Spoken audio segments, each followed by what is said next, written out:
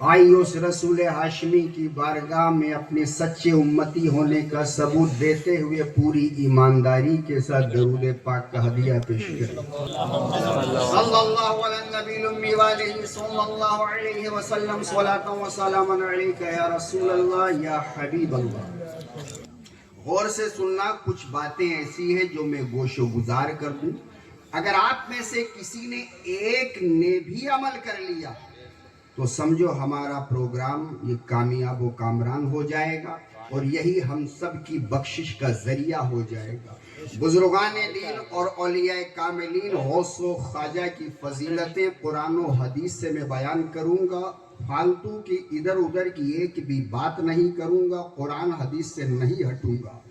سورہ مائدہ میں آیت نمبر 55 اللہ نے فرمایا انما ولیکم اللہ۔ اب ولی، ولایت اور اولیاء یہ قرآن سے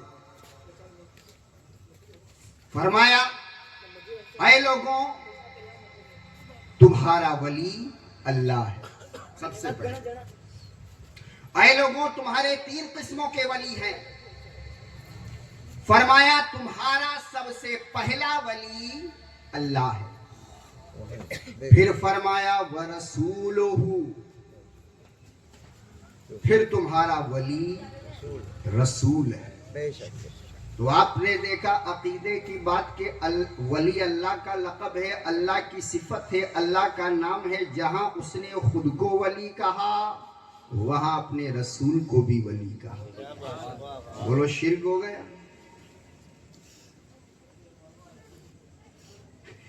شرک ہو گیا؟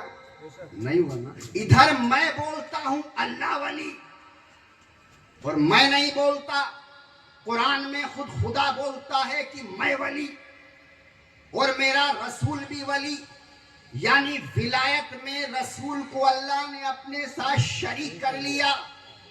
پھر آگے فرمایا والذین آمنوا، پھر بہت سے ایمان والے جنہوں نے نیک اعمال کیے، جن کو ہم اولیاء اللہ کہتے ہیں، جنہیں ہم اغواث کہتے ہیں، جنہیں ہم اقطاب کہتے ہیں، جنہیں ہم اوتاد کہتے ہیں، جنہیں ہم ابدال کہتے ہیں، جنہیں ہم غوث کہتے ہیں، جنہیں ہم کتب کہتے ہیں، جنہیں ہم سالک کہتے ہیں، جنہیں ہم طارق کہتے ہیں، جنہیں ہم عارف کہتے ہیں، جنہیں ہم کتب کہتے ہیں، جنہیں ہم قطب الارشاد کہتے ہیں، جنہیں غوث اعظم کہا جاتا ہے، جنہیں خواجہ اعظم کہا جاتا ہے، جنہیں خواجہ عثمان کہا جاتا ہے، جنہیں وارث پاک کہا جاتا ہے، جنہیں صابری پیا کلیری کہا جاتا ہے، جنہیں مخدوم پنڈوا کہا جاتا ہے، جنہیں سید بدی الدین زندہ شاہ مدار کہا جاتا ہے، جنہیں مخدوم سمنانی کہا جاتا ہے، جنہیں امام احمد رضا کہا جاتا ہے۔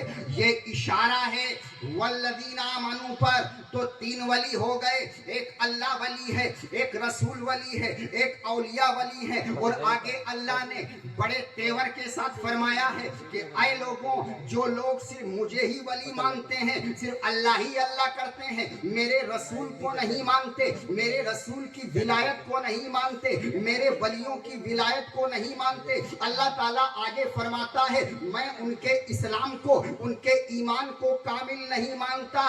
اسی سورہ مائدہ میں آیت نمبر 56 میں دیکھ لیجئے گا، فرمایا وَمَن يَتَوَلَّ اللَّهَ وَرَسُولَهُ وَالَّذِينَ آمَنُوا۔ ادھر فرمایا اللہ ولی، رسول ولی اور اولیاء ولی ہیں، اور سورہ مائدہ کی آیت نمبر 56 میں رب فرما رہا ہے وَمَن يَتَوَلَّ اللَّهَ، جو اللہ کی ولایت کو جانے، جو اللہ کی ولایت کو مانے، جو اللہ کی ولایت پر ایمان رکھے، جو رسول کی ولایت کو جانے، جو رسول کی ولایت کو مانے، جو رسول کی ولایت پر ایمان رکھے، جو ولیوں کی ولایت کو جانے، ولیوں کی ولایت کو مانے اور ولیوں کی ولایت پر ایمان رکھے، تو جو لوگ اللہ کی ولایت کو مانتے ہیں، رسول کی ولایت کو مانتے ہیں، ولیوں کی ولایت کو مانتے ہیں، ایسی جماعت کے لیے، ایسے گروہ کے لیے،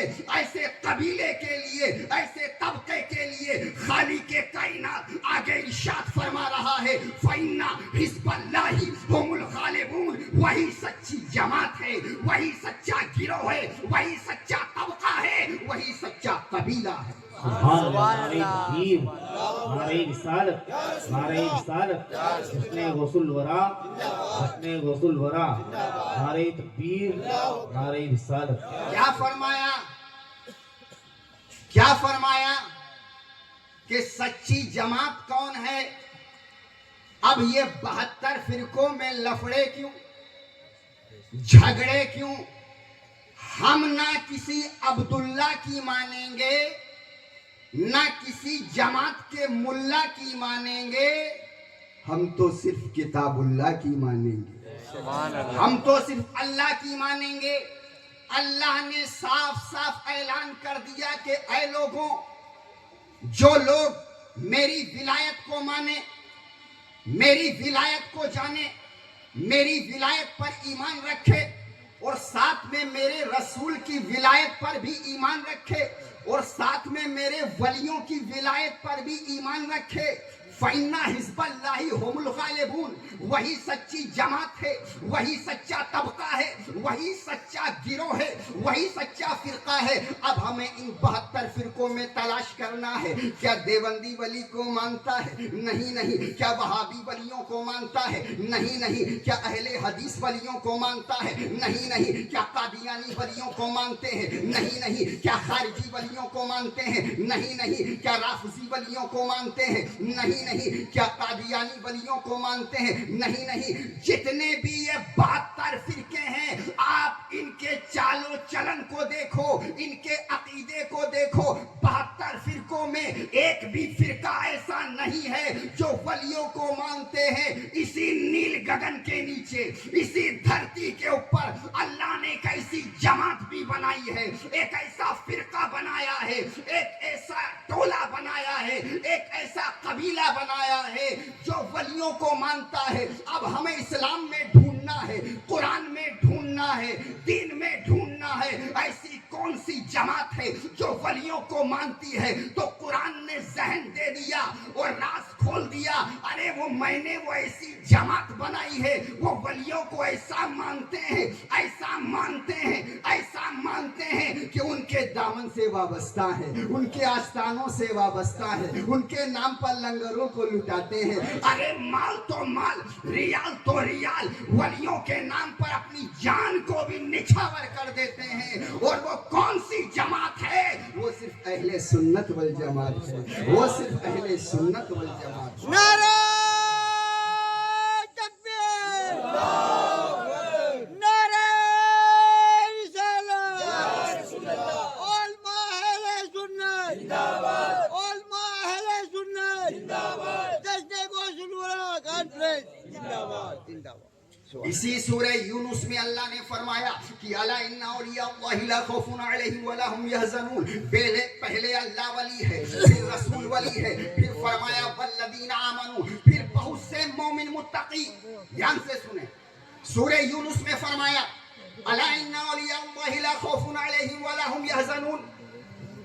پہلے فرمایا اللہ ولی، پھر رسول ولی، پھر فرمایا والذین آمنوا، پھر بہت سے مومن متقی جو اللہ کی محبت کا سودا کر لے، جو اللہ کی الفت کا سودا کر لے، جو تقوی کا سودا کر لے، جو حب دنیا کو دل سے نکال دے، حب مولا کو دل میں بسا لے، جو زہد سے دنیا میں آ جائے، جو اتقا سے دنیا میں آ جائے، جو تقوی سے دنیا میں آ جائے، جو اللہ سے تعلق جوڑ لے، جو اللہ سے مضبوط رشتہ قائم کر لے، جو اللہ کی محبت میں فنا ہو جائے، جو اللہ کی ابدیت میں فنا ہو جائے، جو اللہ کی بندگی میں فنا ہو جائے، جو اللہ کی اطاعت میں فنا ہو جائے، جو اپنا بندہ ہونا مٹا دے، جو اپنا بندہ ہونا مٹا دے، جو بندگی کو ختم کر دے، اپنا بندہ ہونا مٹا دے، جو بندہ اپنا رخ دنیا سے موڑ کر کے مولا کی طرف پھیر لے، ارے جو بندہ اپنا رخ دنیا سے ہٹا کر کے مولا کی طرف پھیر لیتا ہے تو خدا کی قسم خدا اپنا رخ اس بندے کی طرف پھیر لیتا ہے۔ پھر کیا ہوتا ہے؟ پھر کیا ہوتا ہے؟ پھر کیا ہوتا ہے؟ ارے جس بندے نے اپنا رخ دنیا سے ہٹا کر کے مولا کی طرف پھیر لیا، وہ بندہ خدا کا ولی ٹھہرا۔ جب خدا نے اپنا رخ اس بندے کی طرف پھیر لیا تو خدا اس بندے کا ولی ٹھہرا۔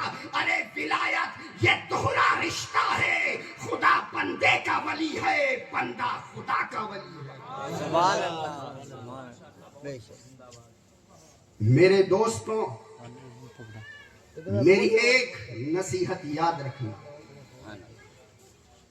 میری ایک نصیحت یاد رکھنا، اور یہ نصیحت تمام اہل سنت والجماعت کی جانب سے آپ کو پیش کر رہا ہوں۔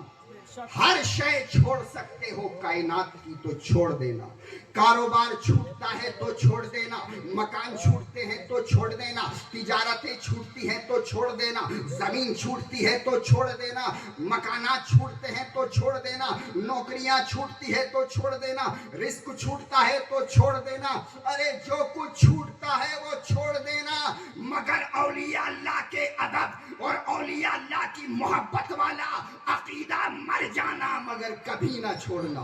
کیونکہ بڑی تبلیغیں ہوں گی، بڑی تقریریں ہوں گی، قرآن و سنت کے غلط تصور آئیں گے، توحید و رسالت کے دماغ میں غلط خیال آئیں گے، لوگ اسلام کا چولا پہن کر کے تمہیں ولیوں سے بہکایا جائے گا، تمہیں ولیوں سے ہٹایا جائے گا، تمہارے عقیدے کو خراب کیا جائے گا۔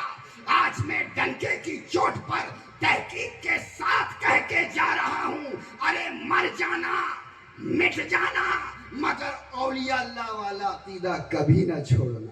بے شک، سبحان اللہ۔ میرے دوستوں، میں آج آپ کو کچھ نکات آپ کو بتاتا چلوں، کچھ پوائنٹ آپ کو بتاتا چلوں۔ یہ اولیاء اللہ کا مقام اتنا اعلیٰ ہے، اتنا اعلیٰ ہے کہ یہ آخری وقت میں بھی آپ کے ایمان کو شیطان سے بچا لیں گے۔ تو میں آپ کو بتاتا چلوں کہ نماز یہ اسلام کا ارکان ہے، روزہ یہ اسلام کا ارکان ہے، حج یہ اسلام کا ارکان ہے، زکوٰۃ یہ اسلام کا ارکان ہے، نیکیاں کرنا یہ اسلام کا ارکان ہے، لوگوں کے ساتھ اچھا برتاؤ کرنا یہ اسلام کا ارکان ہے۔ لیکن یہ جتنے بھی اسلام کے ارکان ہیں یہ تمہارے ایمان کو نہیں بچا سکتے۔ نماز آپ کے ایمان کو نہیں بچا سکتی۔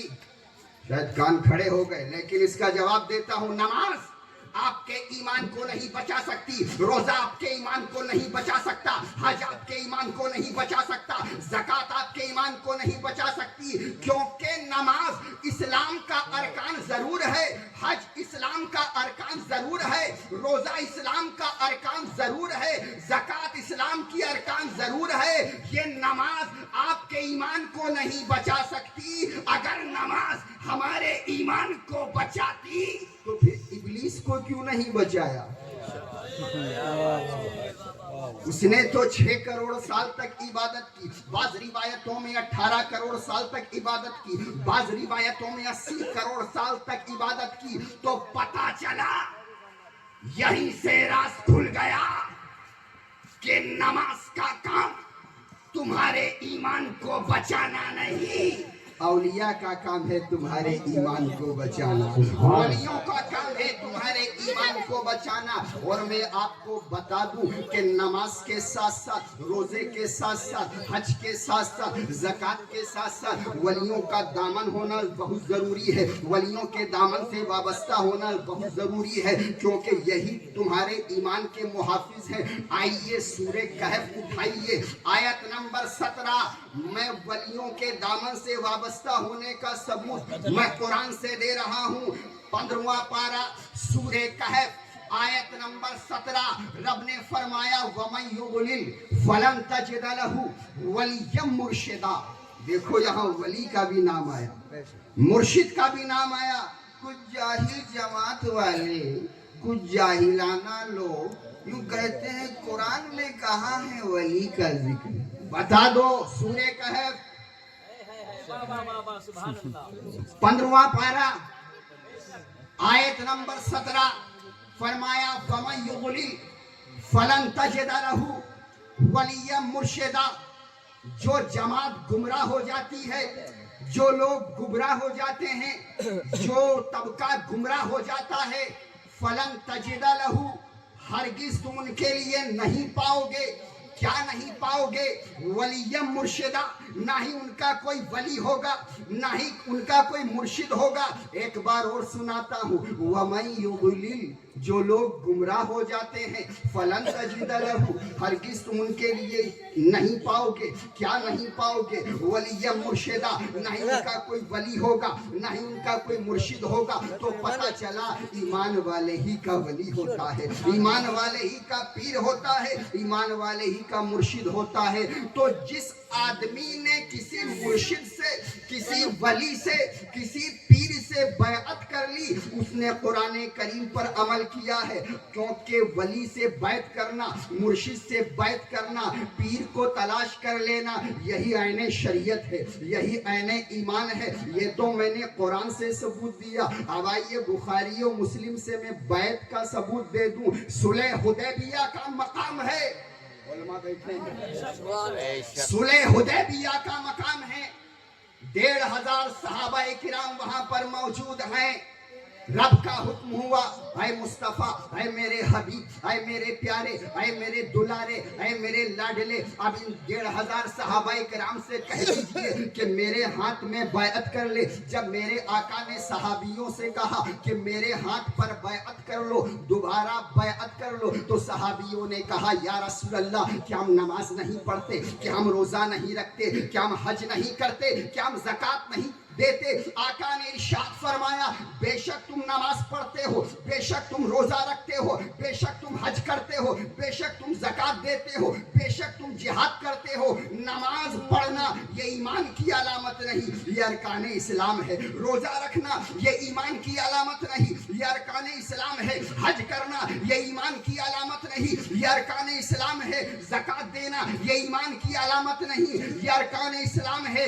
جب تم میرے دامن سے وابستہ ہو جاؤ گے، میرے ہاتھوں پر بیعت کر لو گے، تم مومن کامل ہو جاؤ گے، تم کامل ایمان والے ہو جاؤ گے۔ تاریخ گواہ ہے، حدیثیں اٹھا کر کے دیکھ لیجئے، راوی کہتے ہیں، امام بخاری نے فرمایا، امام مسلم نے فرمایا، امام ترمذی نے فرمایا، امام بہقی نے فرمایا، 1500 صحابہ کرام نے میرے ہاتھوں پر بیعت کی۔ ابھی 1500 صحابہ کرام سرکار کے ہاتھ میں بیعت کر رہے تھے، ادھر جبریل امین وحی الہی لے کر حاضر ہوئے اور کہا ید اللہ فوق ایدیہم، اللہ کا ہاتھ ان تمام کے ہاتھوں پر۔ میں تعجب میں پڑ گیا، میں تعجب میں پڑ گیا، صحابہ نے ہاتھ دیا نبی کے ہاتھ میں اور اللہ کہہ رہا ہے ید اللہ فوق ایدیہم، اللہ کا ہاتھ ان تمام کے ہاتھوں پر۔ تو پتا چلا ہم ہاتھ دیں گے ولی کے ہاتھ میں تو وہ ہاتھ ولی کا نہیں ہوگا، وہ ہاتھ علی کا ہوگا۔ ہم ہاتھ دیں گے علی کے ہاتھ میں، وہ ہاتھ علی کا نہیں ہوگا، وہ ہاتھ نبی کا ہوگا۔ ہم ہاتھ دیں گے نبی کے ہاتھ میں، وہ ہاتھ نبی کا نہیں ہوگا، وہ ہاتھ خدا کا ہوگا۔ یہی تو ہوا صلح حدیبیہ میں۔ 1500 صحابہ کرام نے جب نبی کے ہاتھ میں بیعت کی، ادھر حضرت جبریل امی وحی الہی لے کر حاضر ہو رہے ہیں اور عرض کر رہے ہیں، خدا فرما رہا ہے ید اللہ فوق ایدیہم، اللہ ان تمام کے ہاتھوں پر۔ پتا چلا جب ہم کسی بزرگ کے دامن سے وابستہ ہوں گے تو وہ بزرگ کا دامن ظاہری دکھنے میں ہے، وہ بزرگ کا دامن نہیں، وہ علی کا دامن ہے، وہ نبی کا دامن ہے، وہ خدا کا دامن ہے۔ تو ولی پہنچائیں گے علی تک، علی پہنچائیں گے نبی تک، اور نبی پہنچا دے گا خدا تک۔ کیا نسبت پائی اہل سنت والجماعت نے۔ اب آگے دیکھو، سنیوں میں یہ جاہلانہ جہالت پھیلی ہوئی، آئیے وہ میں کلیئر کٹ کر دوں۔ میں کوئی نقطہ ہی نہیں چھوڑتا تاکہ پبلک کوئی سوال کرے۔ کچھ لوگ کہتے ہیں یار ہم تو غوث اعظم کے مرید ہیں، اس وقت بولتے ہم تو غوث اعظم کے مرید ہیں، ہم خواجہ غریب نواز کے مرید ہیں، ہم وارث پاک کے مرید ہیں۔ تو کیا غوث اعظم آپ کی جھوپڑ پٹی میں آئے تھے آپ کو مرید کرنے؟ کیا خواجہ غریب نواز آپ کے دیار میں آئے تھے آپ کو مرید کرنے؟ کیا وارث پاک آپ کے گھر میں آئے تھے آپ کو مرید کرنے؟ ارے ظاہری طور پر آپ کو کسی شہزادے سے، کسی خلیفہ سے بیعت ہونا پڑے گا. اگر غوث اعظم کے خاندان کا کوئی ابھی شہزادہ باقی ہے یا کوئی خلیفہ ہے تو جب تم ان کے دامن سے وابستہ ہو جاؤ گے تو غوث اعظم ہی کے دامن سے وابستہ ہوگے. اگر خواجہ غریب نواز کی آستانے کا کوئی شہزادہ یہاں پر آتا ہے یا تمہیں کہیں ملتا ہے یا کوئی وہاں کا خلیفہ ہے, اگر تم ان کے دامن سے وابستہ ہو جاؤ گے تو خواجہ غریب نواز ہی کے دامن سے وابستہ ہو جاؤ گے. اگر صابری پیا کلیری کے خاندان کا کوئی شہزادہ تمہارے پاس آتا ہے یا اس کے خاندان کا کوئی خلیفہ ہے, اگر تم ان کے دامن سے وابستہ ہو جاؤ گے, صابری پیا کلیری ہی کے دامن سے وابستہ ہو جاؤ گے. میرے دوستوں, ظاہری طور پر اے بھائی اے چائے وہ چائے واپس لے کے جاؤ, واپس لے کے جاؤ. درود پاک پڑھ لیجیے. سیدنا و مولانا محمد وعلی آلہ سیدنا و مولانا محمد بارک وسلم صلو علیہ صلاۃ و سلام علیک یا رسول اللہ. میں آپ کو نقاط دے رہا ہوں, میں آپ کو قرآن و حدیث سے پوائنٹ دے رہا ہوں. ساری توجہ ادھر ہو. اگر اس مجمع میں ایک نے بھی عمل کر لیا, ہو سکتا ہے یہی آپ کی ہماری بخشش کا ذریعہ ہو جائے گا. اگر ہم وارث پاک کے خاندان سے مرید ہونا چاہتے ہیں تو ان کے خاندان کا اگر کوئی شہزادہ آپ کو مل جائے یا خلیفہ مل جائے, جب تم ان کے دامن سے وابستہ ہو جاؤ گے تو حقیقتاً وارث پاک ہی کے دامن سے وابستہ ہو جاؤ گے. اگر مخدوم سمنا کے خاندان کا کوئی شہزادہ موجود ہے یا ان کا کوئی خلیفہ تمہارے پاس آتا ہے, اگر تم ان کے دامن سے وابستہ ہو جاؤ گے تو مخدوم سمنانی ہی کے دامن سے وابستہ ہو جاؤ گے. اگر امام احمد رضا کے خاندان کا کوئی شہزادہ یہاں پر آتا ہے یا کوئی خلیفہ آتا ہے, اگر تم ان کے دامن سے وابستہ ہو جاؤ گے تو اعلیٰ حضرت ہی کے دامن سے وابستہ ہو جاؤ گے. آپ کو یہ رسم تو ظاہری طور پر نبھانی پڑے گی, ہاتھ میں ہاتھ دینا پڑے گا, دامن کو پکڑنا ہوگا. ارے ہم تو بڑے چھوٹے لوگ ہیں, ہم تو گنہگار ہیں, ہم تو سیاکار ہیں, ہم تو خطا کار ہیں, ہم تو عصیاں شار ہیں.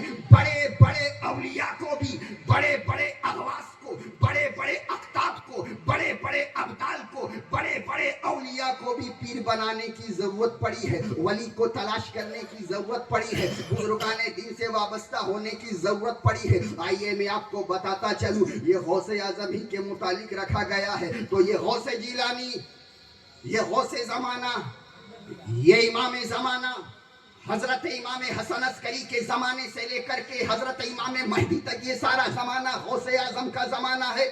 تو بولو, کیا ان کے پاس علم کی کمی, کیا عمل کی کمی, کیا تقوی کی کمی, کیا پرہیزگاری کی کمی؟ مرز اجمی جن کی ریاضتوں پر شاہد ہے, جن کی ریاضتوں کا پوچھنا ہے تو مرز اجمی سے پوچھو. ارے کیا مقام ہے غوث جیلانی کا, جب خود ہی تقدیس نعمت پر فائز ہوتے ہیں تو زبان حال سے پکار اٹھتے ہیں کہ بلاد اللہ ملکی تحت حکمی, اللہ کے سارے شہر یہ میرا ملک ہے اور میرے حکم کے ماتحت ہے. فحکمی نافذ فی کل حالی, اور میرا حکم ہر حال میں نافذ ہے. آگے غوث اعظم فرماتے ہیں وما منها شہر او ظہور تمرۃ قدی الا اتالی, اور کوئی مہینہ, کوئی سال ایسا نہیں ہے جو میری بارگاہ میں حاضری دیے بغیر آگے بڑھ جائے. اب چاہے وہ جنوری ہو, چاہے وہ فروری ہو, چاہے وہ مارچ ہو, چاہے وہ اپریل ہو, جتنے بھی مہینے ہیں, جتنے بھی سال ہیں, یہ غوث اعظم کا پاور ہے. یہ سارے مہینے, یہ سارے سال پہلے غوث اعظم کی بارگاہ میں حاضری دیتے ہیں. بڑھے کی نہ بڑھے, بڑھے کی نہ بڑھے, بڑھے کی نہ بڑھے. جب غوث اعظم اجازت دیتے ہیں تب دوسرا مہینہ آتا ہے, تب تیسرا مہینہ آتا ہے, تب چوتھا مہینہ آتا ہے. غوث اعظم فرماتے ہیں وما منها شہر او دہور تمرۃ قدی الا اتالی, اور کوئی مہینہ, کوئی سال ایسا نہیں ہے جو میری بارگاہ میں حاضری دیے بغیر آگے بڑھ جائے. آگے غوث اعظم فرماتے ہیں نظر تو الی بلاد اللہ جمن کا خردلۃ علی حکم اتصالی, میں دنیا کے تمام شہروں کو ایسے ہی دیکھتا ہوں جیسا کہ ہتھیلی پر رائی کا دانہ ہو. آگے غوث اعظم فرماتے ہیں اگر میں اپنی توجہ کو, اپنی نظر کو سمندر میں ڈال دوں تو وہ عالم زوال میں پہنچ جائے. غوث اعظم فرماتے ہیں اگر میں اپنی توجہ کو, اپنی نظر کو کسی مردے پر ڈال دوں تو اللہ کی قدرت سے زندہ ہو جائے. غوث اعظم فرماتے ہیں اگر میں اپنی توجہ کو, اپنی نظر کو کسی انگارے پر ڈال دوں, کسی انگارے کو پکڑ لوں تو میرے ہاتھ کے پاور سے وہ پھولوں کا گلدستہ بن جائے.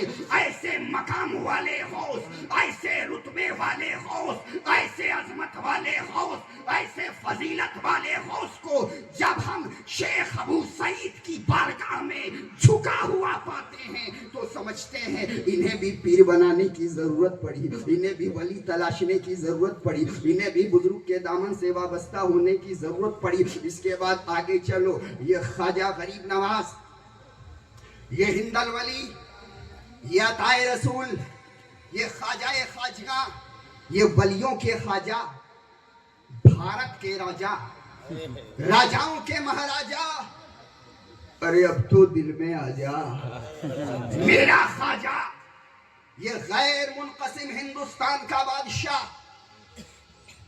ہمارے بھارت کی تقسیم ہوئی ہے، خواجہ کے بھارت کی تقسیم نہیں ہوئی۔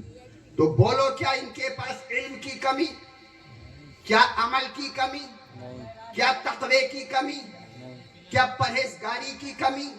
مگر میرے دوستوں، وہ وقت بھی عجیب وقت تھا جب خواجہ غریب نواز کا آخری وقت تھا، وصال کا وقت تھا، تو خواجہ غریب نواز کے وقت وصال پیشانی پر دست قدرت سے لکھا ہوا آ رہا ہے کہ ھذا حبیب اللہ ماتا فی حب اللہ، یہ اللہ کا حبیب ہے جو اللہ کی محبت میں وصال کر گیا۔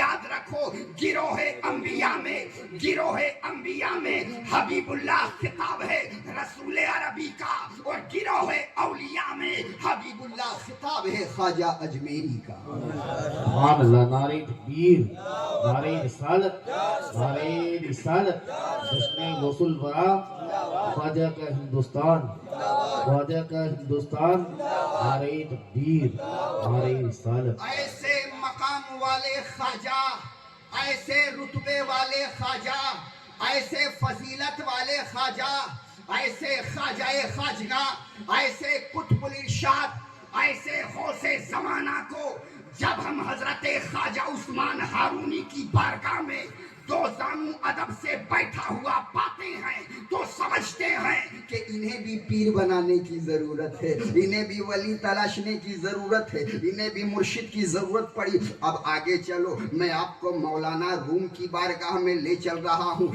یہ مولانا روم وہ ہیں کہ امریکہ والے بھی ان کی ولایت کو مانتے ہیں، امریکہ والے اور روم والے بھی ان کے عرس کو مناتے ہیں۔ یہ مولانا روم جو بڑی بڑی موٹی موٹی قرآن کی تفسیر لکھنے والے، انہوں نے فارسی میں فارسی کا قرآن لکھا جس کو مثنوی شریف کہا جاتا ہے، جو علماء اور صوفیاء کی نگاہ میں اس قدر مشہور ہے، ان کا دفتر مثنوی شریف۔ تو بولو کیا مولانا روم کے پاس علم کی کمی، کیا عمل کی کمی، کیا تقوی کی کمی، کیا پرہیزگاری کی کمی؟ مگر دوستو، وہ تو دو ہی مصروں میں فیصلہ کر رہے ہیں، دو ہی لائن میں انہوں نے فیصلہ کر دیا۔ وہ فرماتے ہیں کہ مولوی ہرگز نہ شد مولائے روم تا غلام شمس تبریزی نہ بود۔ میں جو ترجمہ پسند کرتا ہوں وہ آپ کے سامنے رکھتا ہوں۔ مولانا روم فرماتے ہیں کہ میں روم اس وقت تک مولویوں کا مولانا بنا، میں روم اس وقت تک مولویوں کا مولا نہیں بنا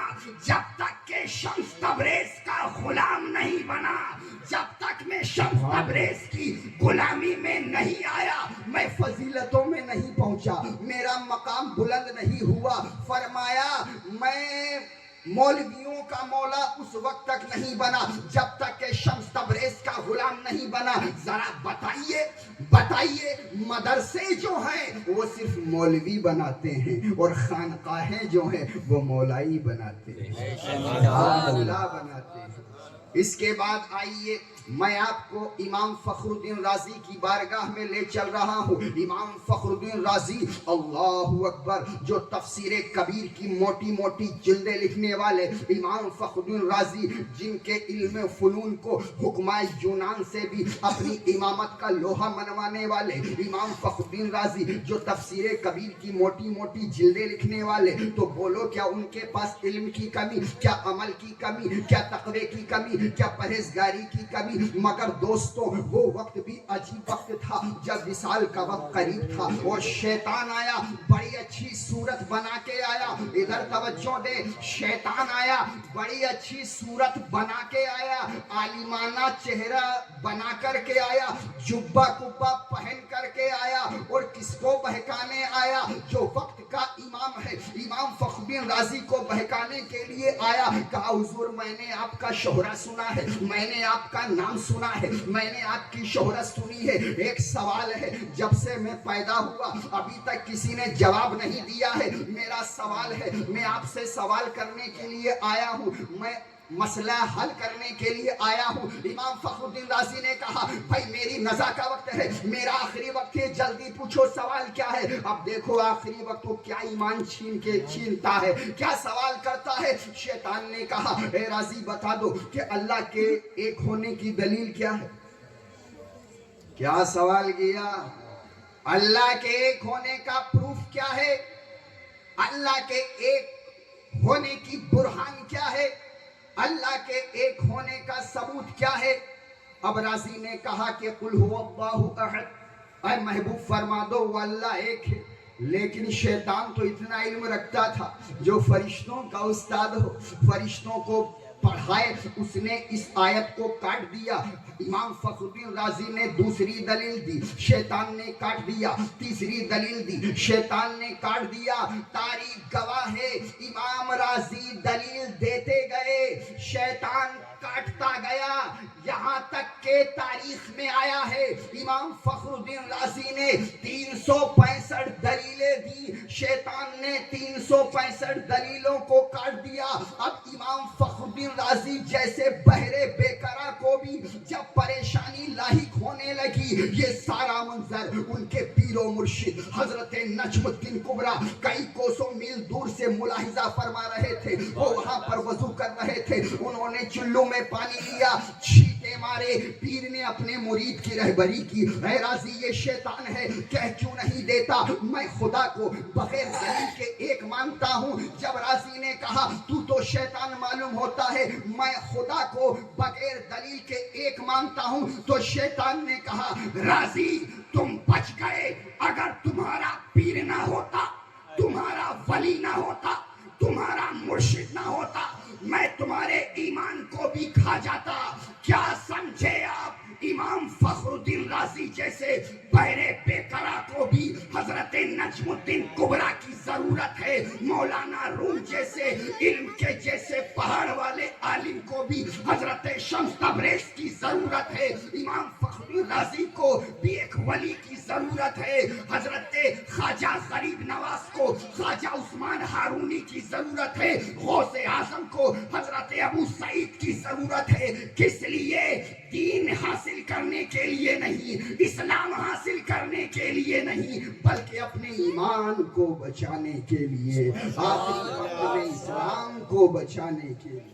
نعرہ تکبیر, نعرہ رسالت, یا رسول اللہ, علماء اہل سنت, جشن غوث الورا. تو یہاں سے یہ ہمیں ذہن ملا, کیا رازی پنجگانہ نماز نہیں پڑھتے تھے؟ کیا خواجہ غریب نواز خدا کی عبادتیں نہیں کرتے تھے؟ کیا مولانا روم نمازی نہیں تھے؟ کیا غوث اعظم نمازی نہیں تھے؟ ارے تاریخ میں آیا ہے غوث اعظم تو ایسے نمازی تھے کہ عشاء سے وضو سے 40 سال تک آپ نے نمازیں پڑھی ہیں. تو پیر کیوں بنایا؟ پیر اس لیے بنایا تاکہ حدیث پر بھی عمل ہو جائے اور قرآن کریم پر بھی عمل ہو جائے. تو جو لوگ ولیوں کے دامن سے وابستہ ہو جاتے ہیں, کسی مرشد سے مرید ہو جاتے ہیں, ان کا عمل حدیث پاک پر بھی ہے, قرآن پاک پر بھی ہے. اسی لیے ہم اہل سنت والجماعت اپنی طبیعت پر نہیں چلتے ہیں, رسول پاک کی شریعت پر چلتے ہیں. سبحان اللہ, سبحان اللہ. اور بولیں صحیح میں, ایک ہے ولایت, ایک ہے نبوت, اور ایک ہے رسالت, ایک ہے الہام اور ایک ہے وحی. علماء کی توجہ چاہوں گا, نبوت اور رسالت کا دروازہ بند ہے. آپ لوگ پاس نزدیک آؤ.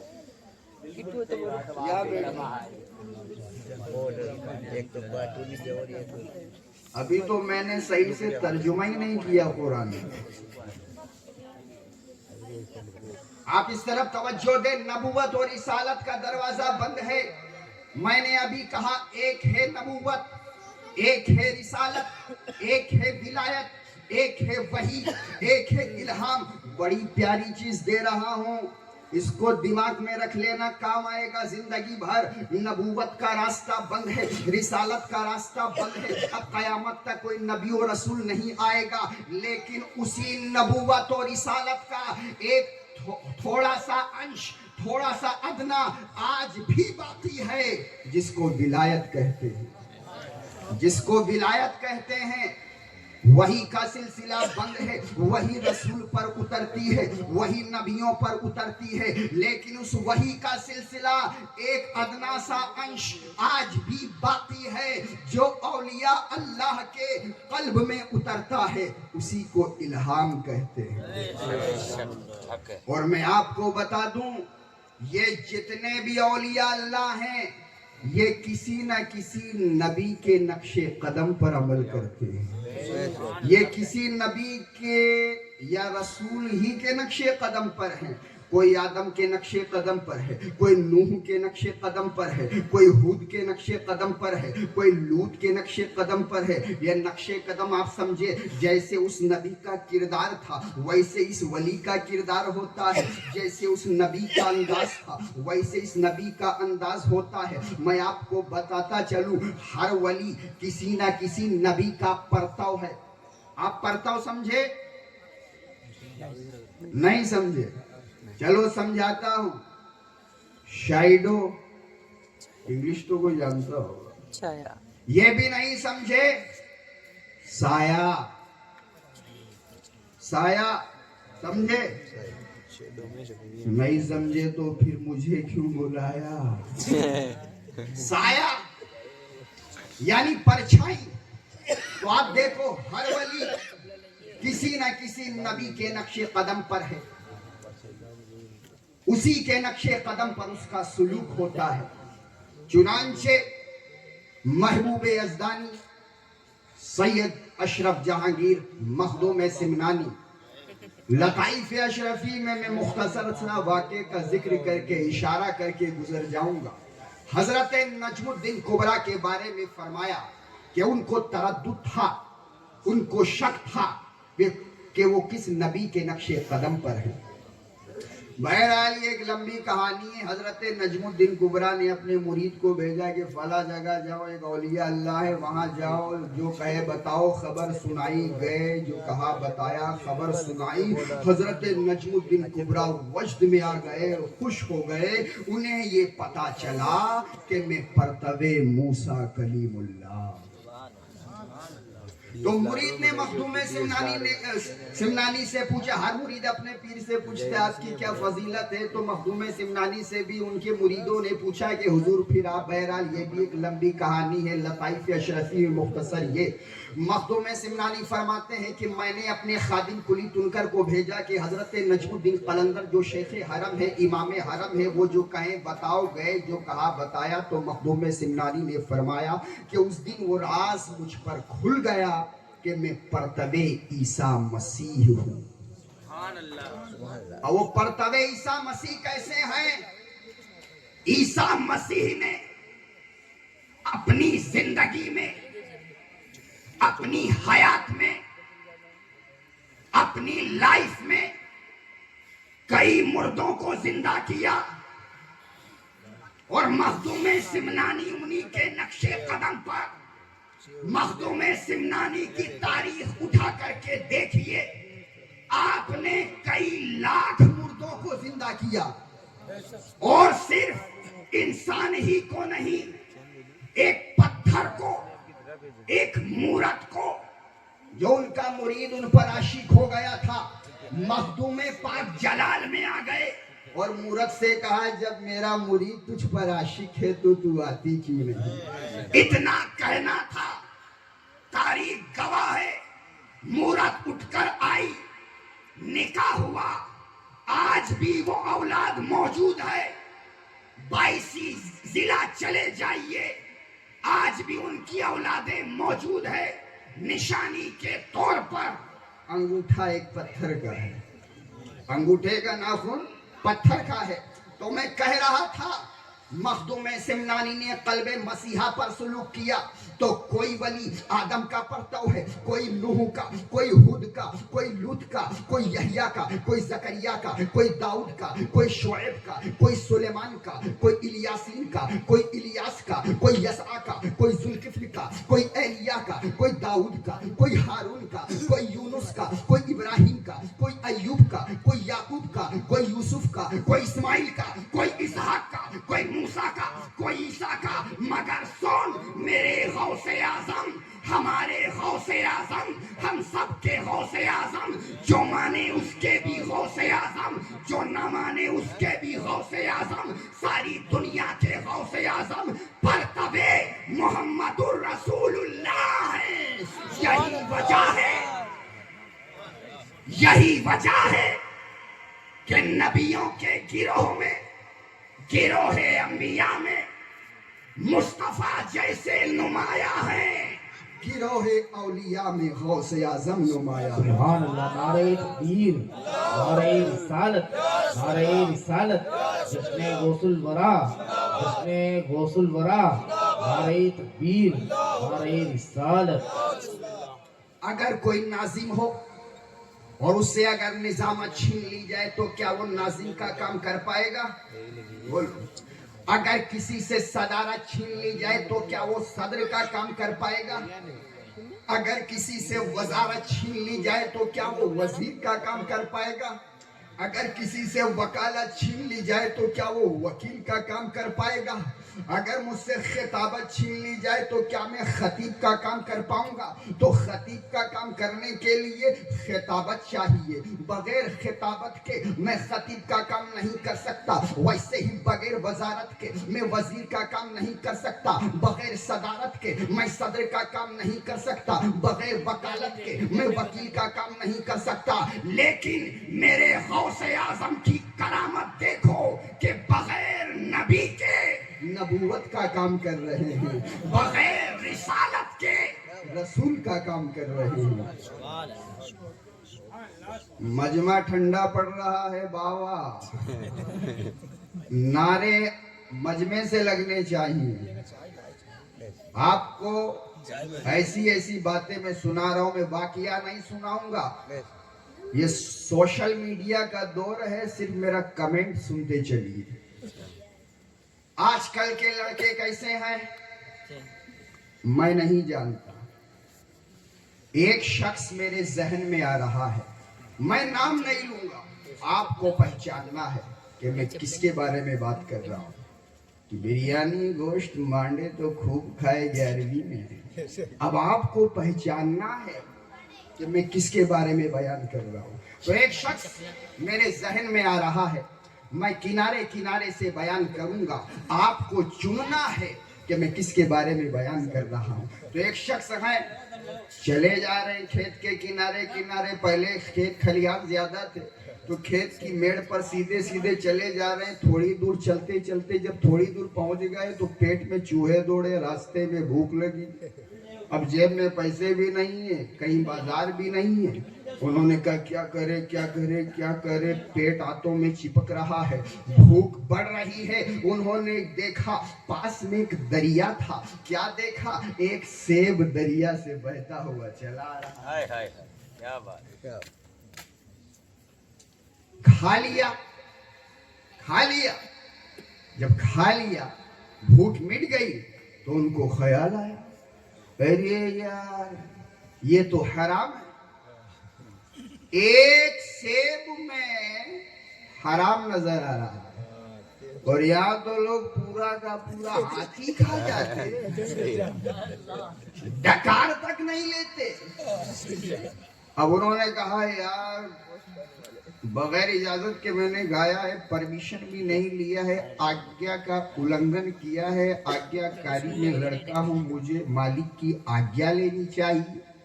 تو انہوں نے قیاس کیا، ڈھونڈا، ریسرچ کیا، متھن کیا، سوچا کہ یار یہ سیب کہاں سے بہ کے آیا، او ایسی وہ دور دریا کے کنارے ایک سیب کا پیڑ ہے, ہوا چلی ہوگی, سیب ٹوٹ کر گر گیا ہوگا, تیرتا ہوا ادھر آ گیا, یہ تیرتے ہوئے دوڑتے ہوئے دریا کے اس پار گئے, مالک کو ڈھونڈا, ڈھونڈ کر کے پیر کو پکڑا, کہا میرے کو معاف کر دو, مجھے معاف کر دو, آپ کے کھیت کا ایک سیب جو دریا میں ہوا کے ذریعے ٹوٹ کے گر گیا تھا میں نے کھا لیا, مجھے معاف کر دو. مالک سوچ رہے ہیں ابھی یہ معافی جو مانگ رہا ہے مجھے ہی پتا نہیں یہ کس چیز کی معافی مانگ رہا ہے. کہا کھا لیا نا, ابھی خون نہیں بنا ہے, اس سے پہلے کہ خون غلط بن جائے اس سے پہلے توبہ کر لو, معافی مانگ لو.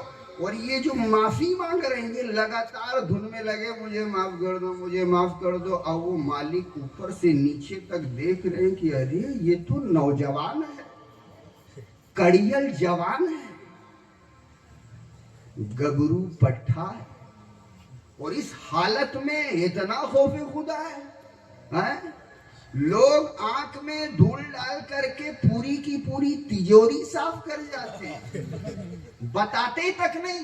اور یہ تو بہا ہوا کھایا تھا, اس کی کون پرواہ کرتا ہے. منڈی میں پھل گر جائے تو روڈ پہ گر جائے, ندی میں گر جائے, کون پرواہ کرتا ہے. اور جو دریا کے لیے بہہ گیا تھا اس کے لیے اتنا خوف خدا ہے.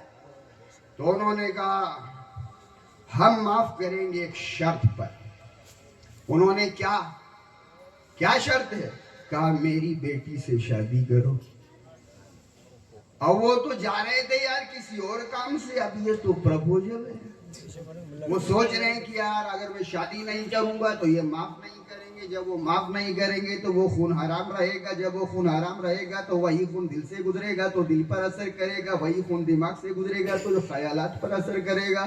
یہ چندے والے حرام کھا کر کے پڑھتے ہیں نا, ان کے دل سے پوچھو کیوں ان کا دل خراب ہو جاتا ہے, کیوں دماغ خراب ہو جاتا ہے, کیوں بدعقیدہ بن جاتے ہیں. سمجھ میں آیا کچھ؟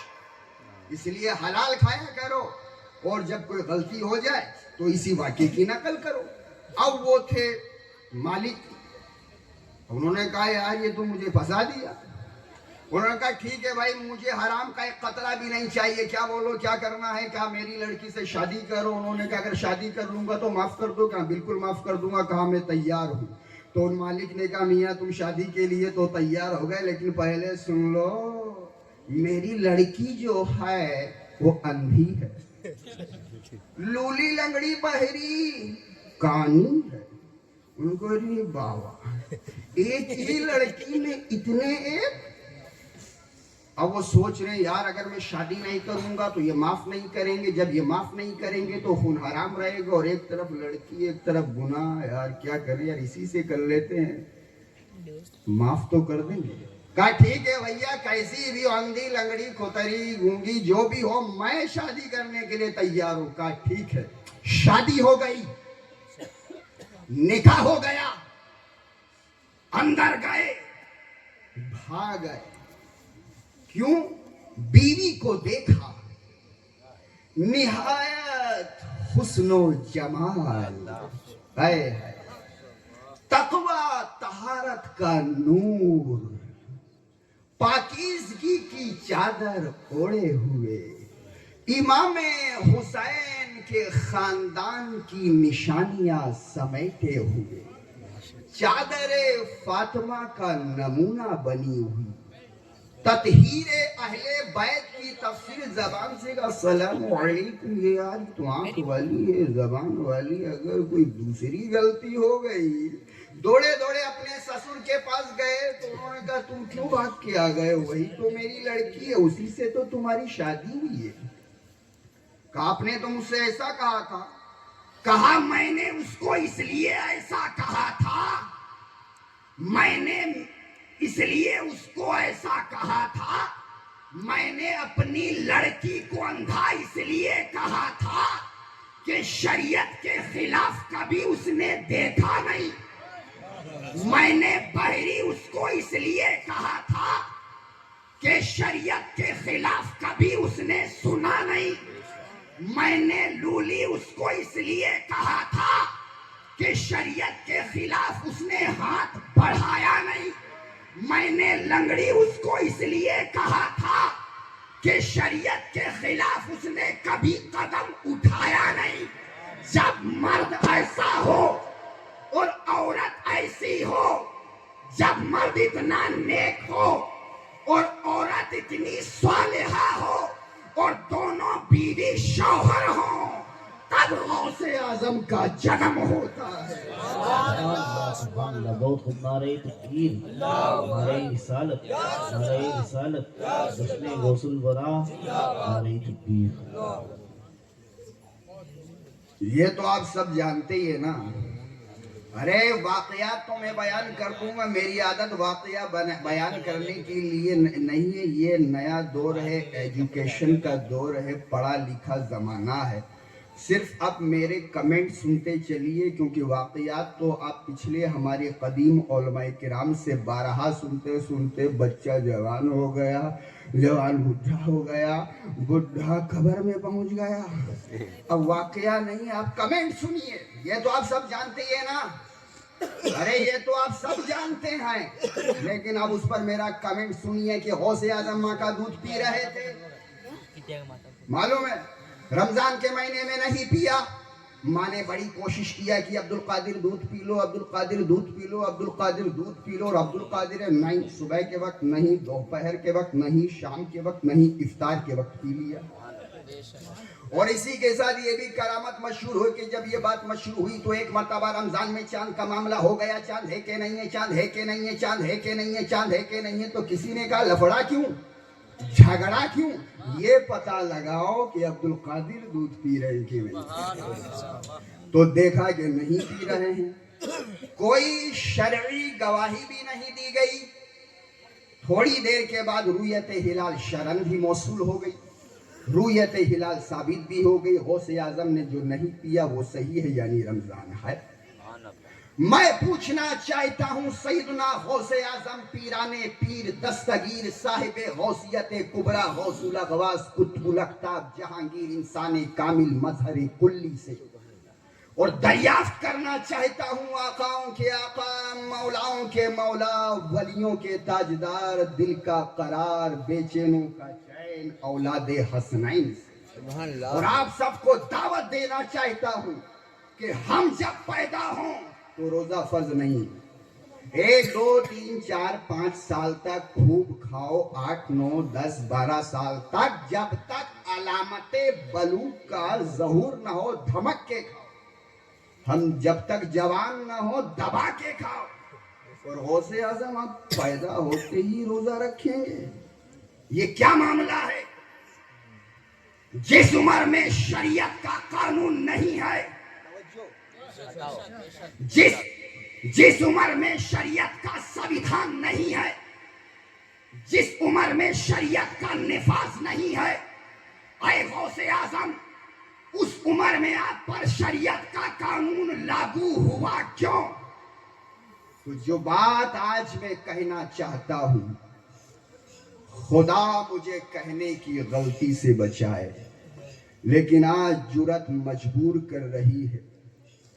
کچھ علم باطن کا تھوڑا سا حصہ آج کھول دے. اگر تو کھولے گا نہیں تو لوگ سمجھیں گے کیسے؟ آپ نے کبھی سوچا ہم جب پیدا ہوں تو روزہ فرض نہیں ہے. کسی نے کہا میرے گھر لڑکا پیدا ہوا ہے, اللہ کا شکر ہے پیدا ہوا ہے, نہ اماں کو کوئی اختلاف ہے, نہ ابا کو کوئی اختلاف ہے, نہ مولوی صاحب کو کوئی ٹینشن ہے, نہ محدث کو یہ لڑکا پیدا ہو کہ روزہ نہیں رکھتا, کسی کو کوئی ٹینشن نہیں ہے. اور غوث اعظم آپ پیدا ہوتے ہی رکھیں گے, یہ کیا معاملہ ہے؟ قادری نہ رکھے, عبد القادر رکھیں گے. ذرا سوچو, ذہن میں سوال آ سکتا ہے, ہم جب بالغ ہو جائیں تب نماز فرض ہے, بالغ ہو جائیں تب روزہ فرض ہے, مالدار ہو جائیں زکوٰۃ فرض ہے, صاحب استطاعت ہو جائیں حج فرض ہے, حج فرض ہے. کوئی بھی فرض پیدا ہوتے لاگو نہیں. یا غوث اعظم آپ پیدا ہوتے ہی قانون لے کر آئے, یہ قانون آپ پر لاگو ہوا کیوں؟ تو اب یہ آپ بتاؤ, کیا غوث اعظم کے بچپن میں دودھ نہ پینے نے یہ ہمیں نہیں سمجھایا کہ میرا رسول بے مثال ہے؟ کیا غوث اعظم کے اس عمل نے یہ ہمیں نہیں بتایا کہ رسول لاجواب ہیں؟ کیا غوث اعظم کے اس عمل نے یہ ہمیں نہیں سمجھایا کہ رسول بے نظیر ہیں؟ کیا غوث اعظم کے اس عمل نے یہ ہمیں نہیں سمجھایا کہ رسول میچلس ہیں؟ کیا غوث اعظم کے عمل نے ہمیں یہ نہیں بتلایا کہ رسول ایکسٹراڈنری پرسنالٹی؟ تو اب اگر ان لوگوں نے غوث اعظم ہی کو سمجھ لیا ہوتا تو آج نبی کی شان میں گستاخیاں نہیں کرتے۔ ارے جب تم ایک ولی کے برابر نہیں ہو سکتے تو ایک نبی کے برابر کیسے ہو سکتے ہو؟ اب سوال یہ ہے، اس کا جواب دے کر کے جیسا آپ کہو گے اسٹاپ کر دو تو اسٹاپ کر دوں گا، ورنہ جاری کہو گے تو جاری رکھیں گے۔ جس عمر میں شریعت کا قانون نہیں ہے، اے غوث اعظم آپ پر اس عمر پر شریعت کا قانون لاگو ہوا کیوں؟ تو آج اب میں آپ کو بتاتا ہوں۔ فرمایا سن، مجھ جیسے انسان، تجھ جیسے انسان، ساری دنیا کے انسان فطرت بشریت پر پیدا ہوئے۔ ہم فطرت بشریت پر پیدا ہوئے ہیں، ہیومن ویلوز کے ساتھ پیدا ہوئے ہیں، ہم آدمیت پر پیدا کیے گئے ہیں، ہم منشیتا اور مانوتا پر پیدا ہوئے ہیں، تو ہم فطرت بشریت پر پیدا ہوئے ہیں، فطرت بشریت پر پیدا ہوئے ہیں تاکہ آگے چل کر شریعت کے مطابق چلیں۔ آپ سمجھو، ہم فطرت بشریت پر پیدا ہوئے ہیں تاکہ آگے چل کر شریعت کے مطابق چلے، یعنی شریعت کے انترگت چلے، انڈر اسلامک لا چلے، انڈر اسلامک لا، تحت شریعت کے انترگت۔ تو ہم فطرت بشریت پر پیدا ہوئے ہیں تاکہ آگے چل کر شریعت کے مطابق چلیں، ہم فطرت بشریت پر پیدا ہوئے ہیں تاکہ آگے چل کر شریعت کے مطابق چلے۔ لیکن میرے غوث اعظم بچپن ہی سے فطرت شریعت پر پیدا ہوئے ہیں تاکہ آگے چل کر خدا کی مشیت کے مطابق چلیں۔ ہم فطرت بشریت پر پیدا ہوئے ہیں تاکہ آگے چل کر شریعت کے مطابق چلیں، اور غوث اعظم فطرت شریعت پر پیدا ہوئے ہیں تاکہ آگے چل کر مشیت کے مطابق چلے۔ مسئلہ ابھی بھی سمجھ میں نہیں آیا آپ کو، میں پورا جب تک کلیئر نہیں ہو جائے گا میں ایسا ہی میرا چلتا رہے گا۔ فطرت بشریت کا مطلب یہ ہے، تحت شریعت کا مطلب یہ ہے کہ ہم ہر چیز شریعت سے پوچھیں گے، اس کو کھائیں کہ نہ کھائیں، اس کو پیے کہ نہ پیے۔ کسی نے میرے سامنے پانی رکھ دیا، اگر مجھے نیک آدمی بننا ہے، نیک انسان بننا ہے، زاہد بننا ہے، متقی بننا ہے، پرہیزگار والا بننا ہے، تقوی والا بننا ہے، تو میں ساری چیز شریعت سے پوچھوں گا۔ پانی آیا ہے، کہاں سے آیا ہے؟ جوئے والے کے وہاں سے تو نہیں آیا، سٹے والے کے وہاں سے تو نہیں آیا، چگل خور والے کے وہاں سے تو نہیں آیا، بد عقیدہ کے گھر سے تو نہیں آیا۔ تو تحت شریعت چلنے کا مطلب یہ ہے ہم شریعت سے ایک چیز پوچھ کر کے پیئیں گے، ایک چیز پوچھ کر کے کھائیں گے۔ شریعت نے اجازت دیا تو ہم نے پی لیا، شریعت نے کہا کیا ذبح ہوا ہے؟ ہاں، ہم نے کہا اہل سنت نے، عالم نے ذبح کیا ہے۔ اچھا، سنی عالم نے ذبح کیا ہے تو کھا جاؤ۔ اور میں نے کہا یہ دال چاول روٹی ہے، میں کھا جاؤں؟ تو شریعت نے کہا کھا جاؤ۔ تو شریعت سے پوچھ کے کھاتے ہیں نا، شریعت سے پوچھ کے پیتے ہیں نا۔ سچا مسلمان ہی وہی ہے جو ایک چیز پوچھ کے شریعت سے کھائے۔ تو ہم وہ ہیں جو شریعت سے پوچھ کے کھاتے ہیں، شریعت سے پوچھ کے پیتے ہیں۔ میرے گرمی میں پیاس لگی ہے، پیاس لگی ہے، کوئی نہیں بولا، کوئی نہیں بولا، پی لوں پیپسی کولا۔ کوئی مفتی ابھی تک اس میں نہیں بولا پی لوں پیپسی کولا۔ میں نے کہا اس میں کیا کیا ملا ہے؟ شریعت نے کہا اس میں یہ ملا ہے۔ وہ الگ بات ہے، اب ہم اس کا بائیکاٹ کرتے ہیں۔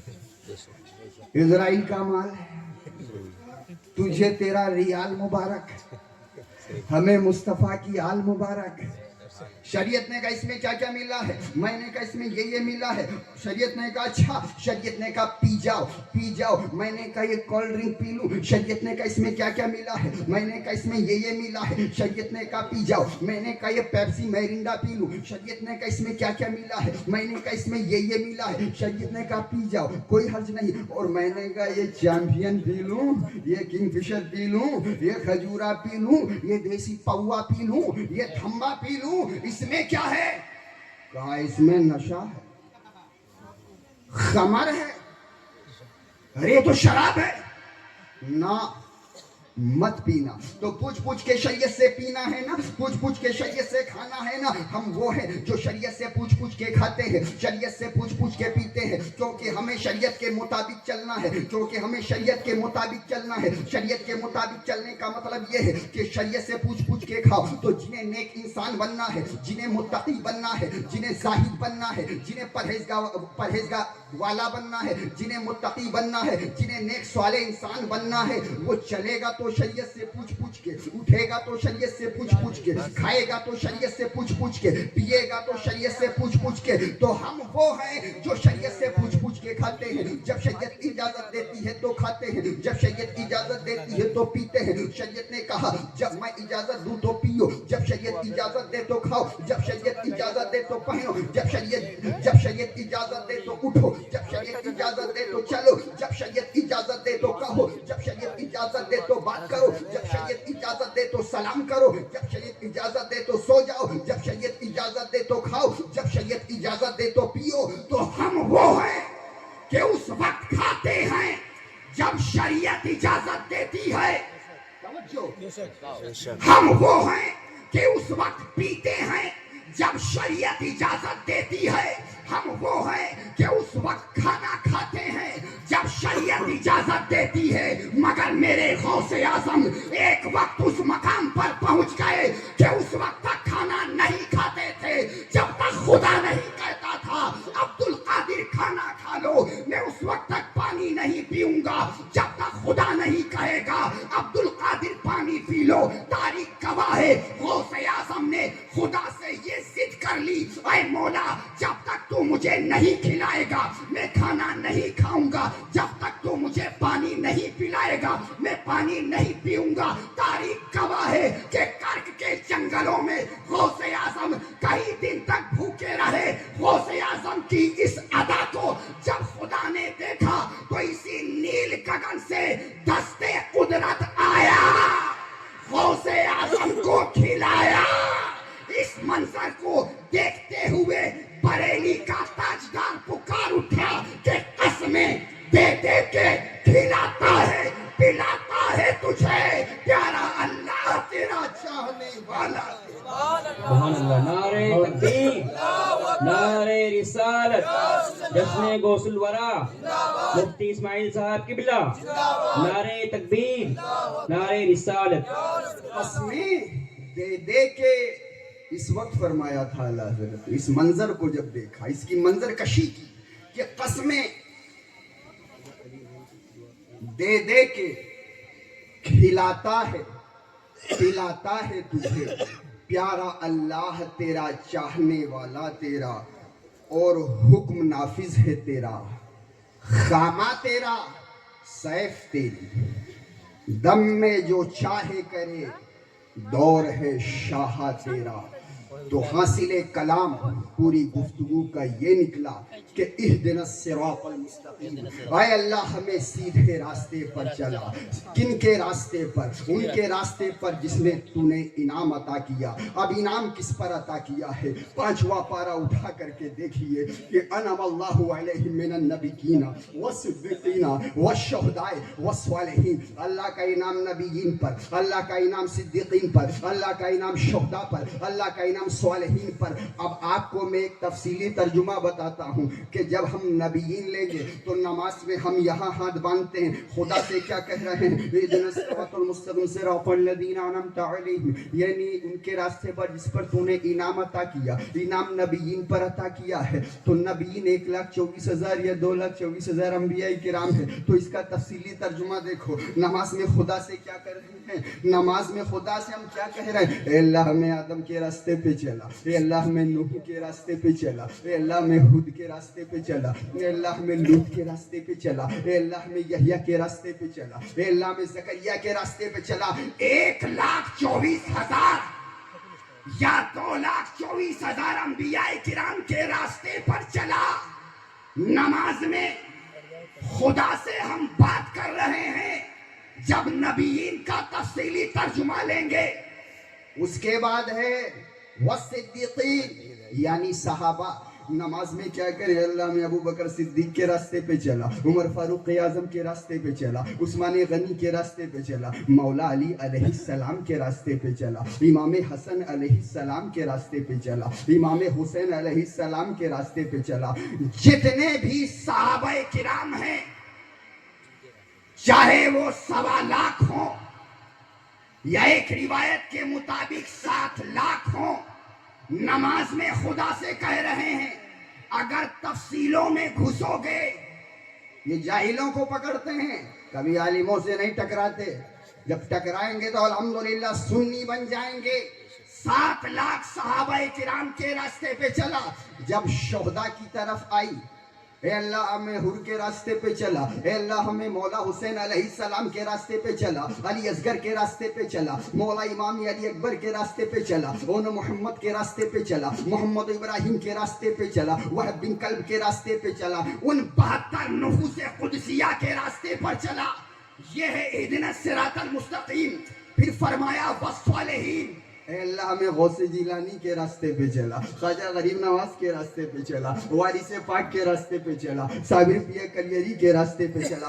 جتنے بھی اولیاء اللہ ہیں ہمیں ان کے راستے پر چلا. مجھے تعجب یہ ہے، ارے تم ولیوں کے راستے پر چلو یا نہ چلو، مگر تم مجھے یہ بتاؤ کہ خدا کی بارگاہ میں کھڑے ہو کر کے تم جھوٹ بول کے کیوں آتے ہو؟ وہاں تو کہتے ولیوں کے راستے پہ چلا اور بعد میں کہتے ہیں یہ تو معذاللہ مر کر مٹی میں مل گئے. تو یہیں سے راز کھل گیا، پتہ چل گیا نہ انہوں نے آج تک قرآن سمجھا، نہ صاحب قرآن کو سمجھا، نہ جس نے رسول پاک کو سمجھا، نہ قرآن کو سمجھا. وہ خدا کو کیا سمجھے گا؟ اسی لیے میں اکثر کہہ دیا کرتا ہوں کہ سمجھدار تو وہ ہے جو سمجھتا ہے اور نہ سمجھ وہ ہے جو نہ سمجھتے ہوئے یہ سمجھتا ہے کہ میں سمجھ رہا ہوں. اور ایسے نہ سمجھو کو ہم سمجھانے کے لیے نہیں آئے، اسے تو خدا ہی سمجھے. اہدنا الصراط المستقیم. وآخر دعوانا ان الحمد للہ رب العالمین. السلام علیکم ورحمۃ اللہ وبرکاتہ.